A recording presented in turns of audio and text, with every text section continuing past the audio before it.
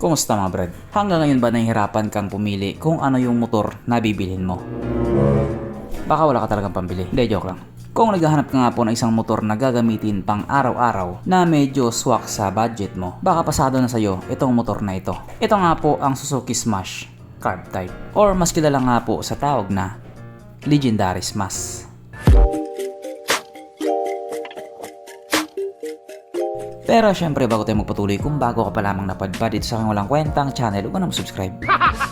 So yun na nga, ngayong 2026 sulit pa kayang bumili ng Suzuki Smash. Sa dami na kasi ng motor ngayon, medyo hindi na siya nasasali sa mga pinagpipilian. Yung iba kahit konti pa lang yung budget, yung pangmalakasan agad yung target. After 3 months ipapahatak na. Kaya ang resulta, sayang ang pera. Dito nga po sa Suzuki Smash Carb Type, kayang-kaya ka pa din naman bitbitin ito kahit saan mo gustong pumunta. Hindi kasi porket mababa lang yung displacement niya, mahinang motor na siya. May mga kwento-kwento nga dati na isa ang motor na ito sa sumibak sa Raider 150. Kaya daw siya tinawag na Legendary Smash. Okay. Pero base nga din po sa mga taong may Suzuki Smash, hindi rin daw talaga basta-basta itong motor na ito. Kung sa lakas, may lakas din. Malakas magkwento. At pagdating naman sa looks, syempre pogi din talaga. Sa madaling salita, hindi po siya pipitsugin. Kaya kung gusto mong magkaroon ng motor ngayong 2026, baka ito na yun.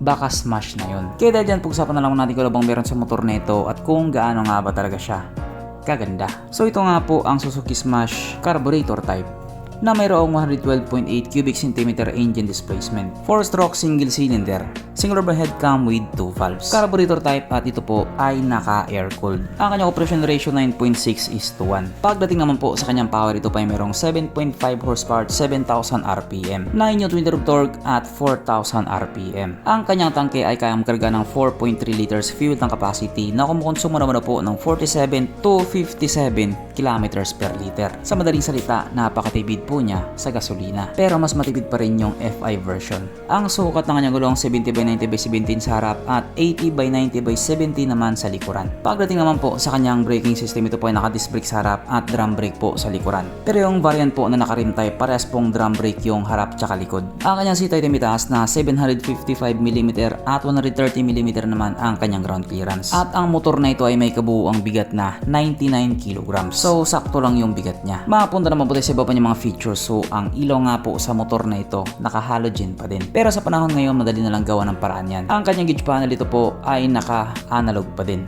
Pero maganda naman yung pagkakadesign. At bukod nga po sa mga bagay na yun, wala naman na talagang special sa kanya. Kumbaga simple lang naman talaga siya. Yung pagiging simple niya, yun yung nagpa-special sa kanya. Pero dito, sigurado ako special to. Sapagkat nandito na nga po tayo sa exciting na part, ang kanyang mga suspension. So sa harapang bahagi nga po ito ay ginamitan ng telescopic fork. At sa likuran naman ito po ay gumagamit ng dual shock absorber na ayon nga po sa mga taong nakagamit sa motor na ito, maganda ang bounce.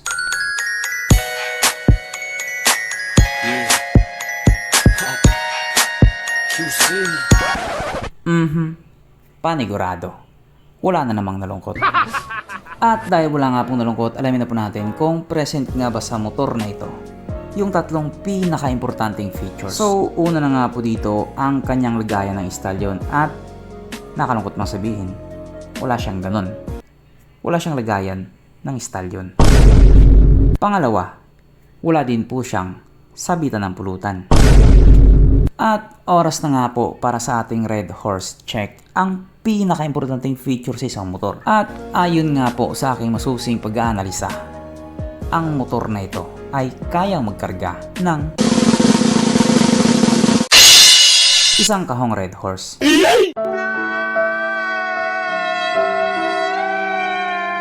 So therefore ang motor na ito ay ayoko na lang mag-talk. At pagdating naman po sa presyo niya, yung nakamags nga po ay may presyong 68,400 pesos. Yung naka-rim type naman ay may presyong 63,400 pesos. So bahala na po kayo kung alin dyan sa dalawa yung pipiliin nyo. Pero kung ako ang tatanungin, mas gusto ko yung nakamags. Mas pogi kasing tignan. Kaya kung trip mo na itong motor na ito, bilhin mo. So hanggang dito na lang muna mga brad. Kung may gustong sabihin or gustong idagdag doon sa mga sinabi ko, mag-comment ka na lang sa ibaba. Okay, bye.